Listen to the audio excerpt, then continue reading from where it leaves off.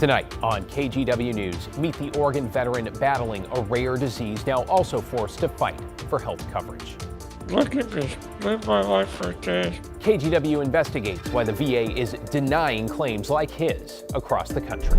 Plus, the Oregon attorneys taking the federal government to court to keep ICE out of schools, churches, and hospitals. Then, it was the neighborhood. I mean, it was the Pink Triangle. Scandals is gone, but plans for a new gay bar in downtown Portland are full speed ahead. And later, a fan favorite inches closer to Portland, where you can drive through to grab a double-double as soon as tomorrow. Good evening and thanks for joining us. I'm David Mulco. Our top story tonight, a KGW investigation into military veterans who fought for their country but are now fighting for medical benefits they desperately need and say they've earned. Our Kyla Boshi spoke with one Oregon veteran battling a rare disease the VA has repeatedly refused to cover. This is a picture from a long time ago. Let me see where Greg is. Right here. For 21 years, Greg Rathburn served his country. Back in that active duty time. The photos remember what his body has forgotten. Look at me, live my life for a day. I wouldn't wish this on anybody. The 62-year-old suffers from a rare muscle disease called inclusion body myositis, or IBM, a disease that takes and never stops. Now he's not even strong enough to breathe on his own. He has no muscle that can move his arms or legs or anything. His wife Lori does what Greg no longer can. So we need to scoot him back several times a day. Thanks. Greg spent his career in the Air Force and later the Air National Guard. Top gun right here, see? Okay, now I think Greg's at the top. Yeah, Greg's right here. Working on some of the most advanced aircraft ever built. Then, in 2008, something changed. He felt weak and shaky. He would feel like if a person felt if they were on a motorcycle and had been riding a motorcycle all day, just kind of vibrating, like a vibrating sensation. At age 44, doctors diagnosed him with IBM. So we kind of thought, yeah, it's a muscle wasting disease, but we'll get by, it's fine. IBM breaks down muscle tissue over time, slowly robbing people of their strength until they can no longer function on their own. What causes it is a mystery. There is no cure. It starts off with weakness in the hands, especially in the grip, and weakness in the upper legs. Dr. Thomas Lloyd is chair of neurology at Baylor College of Medicine. So it's extremely slowly progressive, and that leads to a delay in diagnosis. Greg applied for service-connected disability in 2009, hoping for full benefits from the Veterans Administration. But the VA said no. He filed an appeal, but it too was denied. I fully, wholeheartedly believe that his exposures during the military service is what caused this disease. There's no family history, no genetic markers. Greg and his wife were left wondering, looking back at the years he spent as an avionics technician, the harsh chemicals that came with the job, and his work on the SR-71 Blackbird, an aircraft notorious for leaking jet fuel. Whether that exposure triggered IBM is a question researchers are still trying to answer. But, there was no training as far as the realization that these things can hurt you. Just wasn't talked about. 6 years later, Greg tried again, this time with a letter of support from a neurologist.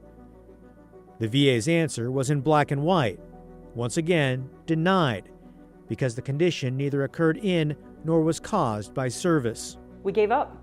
There's an emotional part that goes along with all of this, and you can only put so much effort into so many things. Across the country, other veterans face the same battle.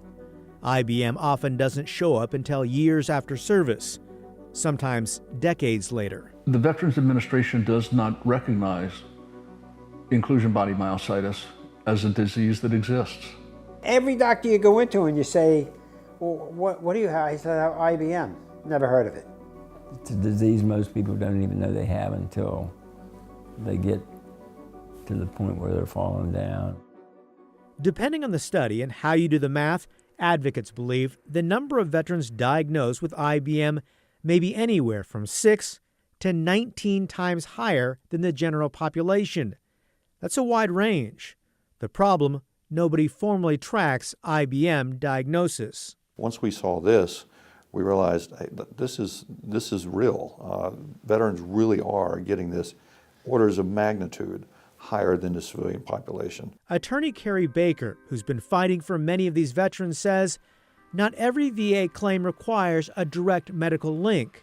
For some conditions, the law simply presumes military service is to blame, like Vietnam veterans exposed to Agent Orange, or any veteran diagnosed with ALS or Lou Gehrig's disease. There's no pattern to their military service other than military service itself. That's the way ALS was. VA could not find a pattern as to why veterans were getting it at such a higher clip. It seems to be the same way here. For Greg and Lori, the financial reality is stark. Service-connected benefits would have meant more support from the VA, help with medical equipment, travel, and the cost of modifying their home. If he was 100% service connected, I don't know how much it is, but I know that they will help with a lot more modifications and things. So we paid out of pocket for all of this. Lori has put her life on hold. She retired early to take care of Greg. It's a job that doesn't know hours or days off. She scratched my ear. This one. Oh, thank you. Little things like that all day long. Scratch this, move my arm. For 21 years, Greg Rathburn served his country. The disease has taken almost everything, but he's still fighting. Not for himself, for the veterans who come after him. For us now at this point, it's not so much about the money. It's not so much about the monthly income. It's more about what he calls it, vindication. It's validation. Validation that what he did in the military mattered. And, to have that supported, like, yes, we know what you did for us and it was important, that's important to him.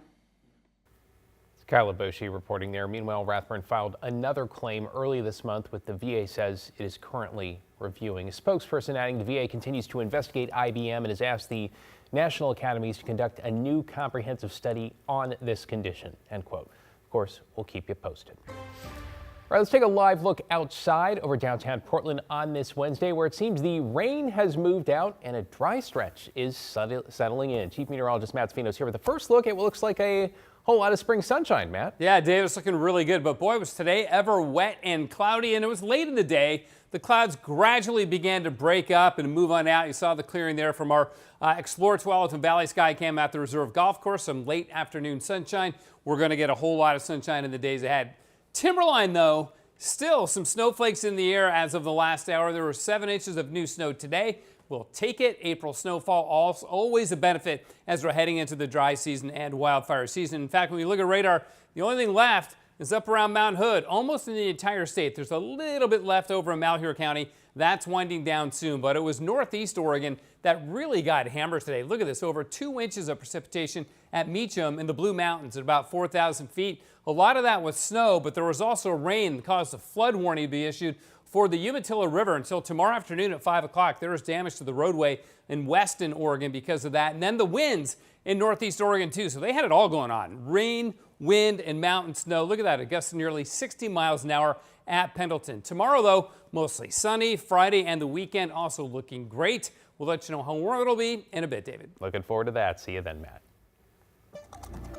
New at 11, some Oregon attorneys representing unions that include farm workers and teachers are now suing to keep ICE agents out of sensitive locations like churches, schools, and hospitals. Alma McCarty's here to break down the case that went before a federal judge today. Alma? Yeah, David, the organizations are asking the judge to pause a Trump administration policy that upended a decades-long immigration enforcement practice that mostly kept agents out of what they'd call sacred spaces. It just chilled the community. It really rattled everybody. Daycare drop-off disrupted last July. There's a baby in the car.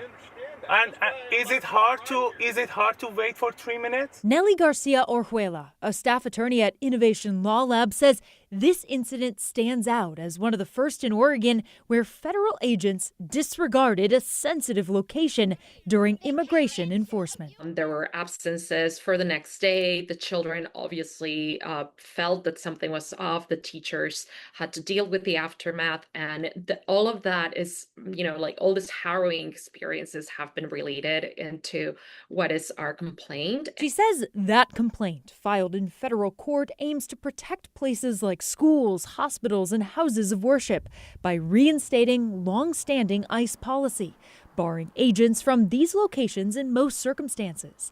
DHS rescinded said policy at the start of the second Trump administration. Pretty much like leaving it up to each individual officer to use their common sense on where to perform enforcement activities. And during a hearing Wednesday, plaintiffs requested the judge issue an emergency stay, pausing the current policy. At a news conference before the hearing, union leaders emphasized why it's important. When you don't feel like your child is safe at their school bus stop, something is broken. No parent should ever be forced to weigh their child's health against the risk of detention. DHS has previously defended their approach to immigration enforcement, especially when it comes to schools, saying, quote, ICE is not conducting enforcement operations at or raiding schools, but adding criminals are no longer able to hide in America's schools to avoid arrest.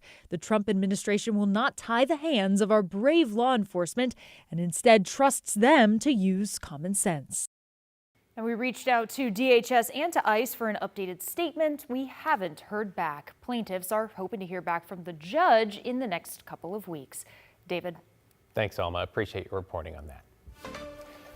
To a live look at Moda this evening with less than 48 hours to go before Game 3 in the Western Conference Playoff Series. Rip City set to face the Spurs here on Friday night after that momentous Game 2 last night.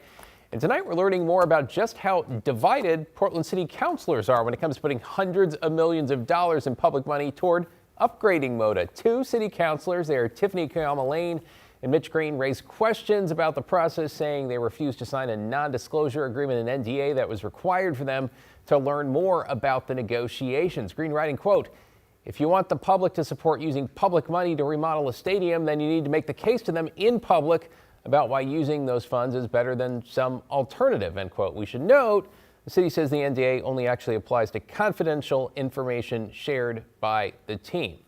You might remember state lawmakers have agreed to pay some $365 million as long as the city and county chip in, with concerns the team could leave town if a deal isn't reached. The team's new ownership, led by Texas billionaire Tom Dundon, has said for its part, it's focused on reaching the best deal possible.